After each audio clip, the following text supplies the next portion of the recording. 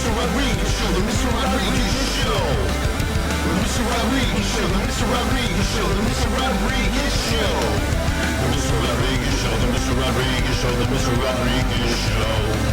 The Mr. Rodriguez Show, the Mr. Rodriguez Show, the Mr. Rodriguez Show. Now it's time to get ready. Let me know that you're ready.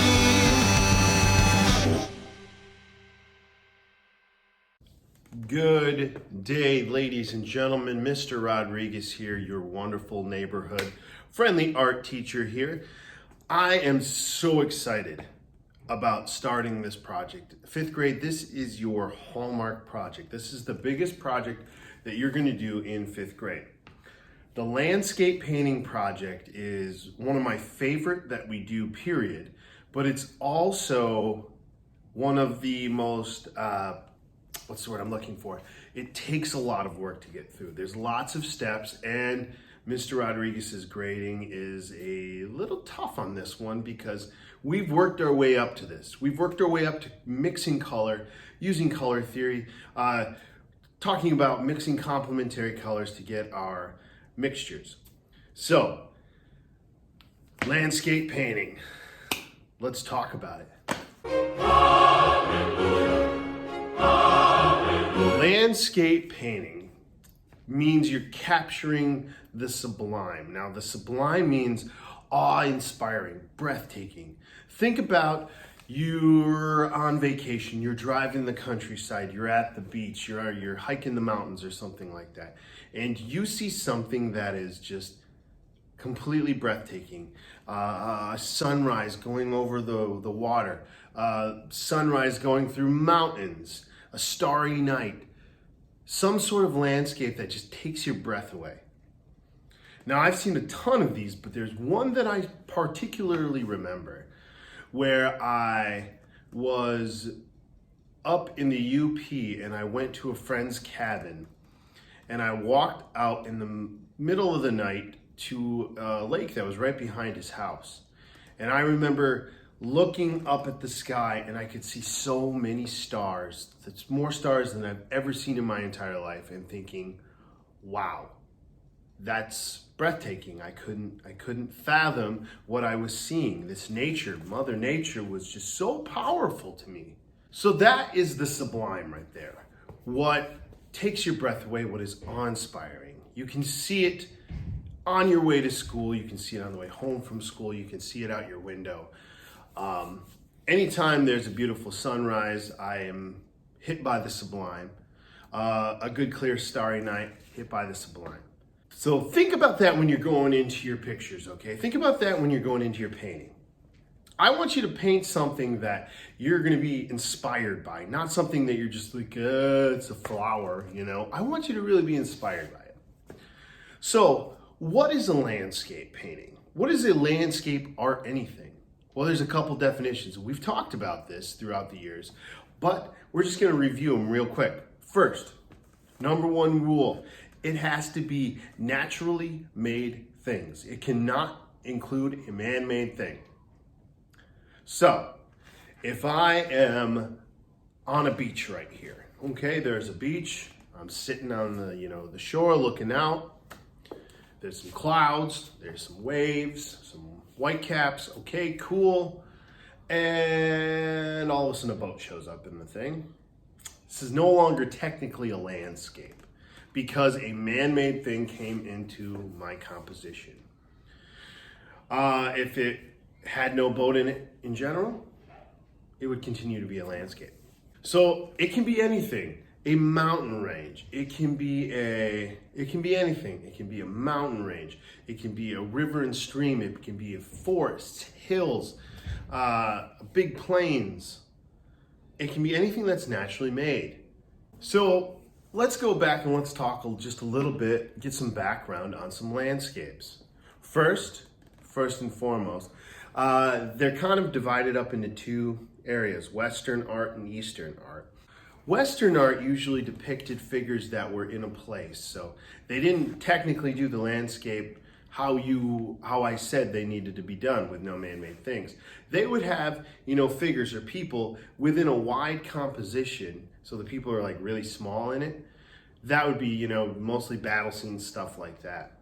Where on the Eastern Front, in Asia and stuff like that, you had more of in the Eastern part, you had China, where they would make these almost, I want to say, soft landscapes, where very quaint. You just had a lot of fog was a big part of their composition, and I actually preferred Chinese over the Western part because I just think it's so cool.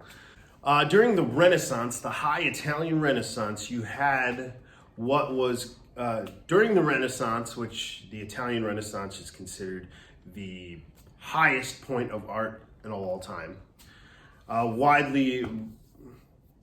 During the Renaissance, you had, during the Renaissance, which is considered the, highest form of culture, the most influential art period of all time, you started to get a little more defined features. And right here, you can see this is a Rembrandt right here, where it's just in black and white, but you see a lot more details, a lot more definition. In the 18th century, you had the Dutch painters come in, and they started to have color be more prominent there. And you started to see a lot of more focus on the natural features. The trees, but then the sky started to be a big thing. Because then you had Romanticism come, and this is Mr. Rodriguez's favorite kind of art of all time. Because the Romantic period brought in these gigantic, grandiose paintings that just were the sublime. They were literally trying to capture the sublime. This is where that term came about. So what these painters tried to do is they tried to capture the essence of what they saw. They were trying to bring this grandiose thing in front of them and put it on a canvas so everybody can enjoy it. So then you had these artists that were from the Hudson River School, and it was a group of artists that would make these grand paintings. And look at this. I mean, the detail is just insane. One of my favorite painters of all time, Albert Bierstadt, was a part of this group. And he would do paintings that were like big as this wall, like further, I've seen one of his paintings, they're as big as a wall. And they are so detailed, and there's so much just wonderful detail in it that, I'm getting all jazzed up thinking about it. But one thing that they had that was kind of different than the other stuff, it was there, it was present in the other stuff, but it was really there here, was something called atmospheric perspective. Atmospheric perspective means what's closer to you is clear. What's further away is less detailed. So if I have a tree right in my foreground right here, I see the detail of the tree better than this tree back here. If I have a mountain range back here, my tree is still the most detailed thing I see. Yeah, the mountain range might go clear across the composition, but that tree is closer, so we see more detail.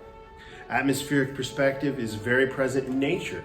Think about think about getting up on like a spring morning or a fall morning, and it's foggy out, and you can only see the stuff that's near you. You can't see far away. That's atmospheric perspective right there. So, just a reminder, a landscape has no man-made things in them. No skyscrapers, no trucks, no tractors, no donuts, just naturally made things. So, Mr. Rodriguez, how do you start a painting? I don't understand how we would start a painting. Well, I'm gonna show you, because this is a step-by-step process that takes a lot. You're gonna hear me say a couple phrases here. First, that looks good, keep going. That's a good start. I like what you did there, keep it going. Because you're gonna say to yourself, Mr. Rodriguez, I'm finished. And I'm gonna be like, nope, no you're not. let's look at the detail. I told you this is a big project, and I'm gonna push you to do your best. I'm not gonna push you to stress you out, to give you gray hair. Landscape painting, ladies and gentlemen, is one of the best things that I've ever learned how to do. And it is one of the most relaxing things that I've ever done in art. So I'm not trying to stress you out here, but I'm gonna push your guys to your limit to get the best quality work from you. First step of a painting is the most important step of a painting. That is the wash. Now the wash is where, and I'm gonna demo this when I begin my demo, the wash is where you're going to look at the overall color that you see. Each landscape has some sort of tone that is defined by what surrounds it, usually by like the sunlight and stuff like that. So if I'm looking at a painting, I have to find, or if I'm looking at a landscape, I have to find my overall color, my tone. And usually there's two ways you can find it. One, you can kind of tell, oh, there's kind of a yellow hue to everything here. So yellow would be my wash color. Or you can look at the color that pops to your eye first, okay? So if you're looking at a hill against a cloudy backdrop, you know, and green is the most overall color, green's gonna be your wash color. So what you do with that, you paint your entire canvas that one color. You paint your entire piece of paper, canvas, whatever, that entire color. Just wash it right over. You don't have to get it super neat. Just give it a one over there. The next step is what I call the underpainting. And that's where you start to formulate. So think about if you're sketching. Think about if you're sketching an object. When you sketch an object, you kind of loosely just try to find the shapes of it. That's what the underpainting is. You're trying to find the shapes, but you're also trying to match the color. So if I have a cloud that has some white and gray in it, I'm going to mix those right into it. I'm going to try to find that overall shape while trying to find that color, that one basis of color. Now, I'm not worried about the details. I'm not worried about the details yet. I'm worried about just you trying to get the overall shape there. Then we have our detail stage, and this is where atmospheric perspective comes into play, because things that are in the background are going to look more and more like a underpainting. Things that are in the foreground are going to be very detailed because they are closer.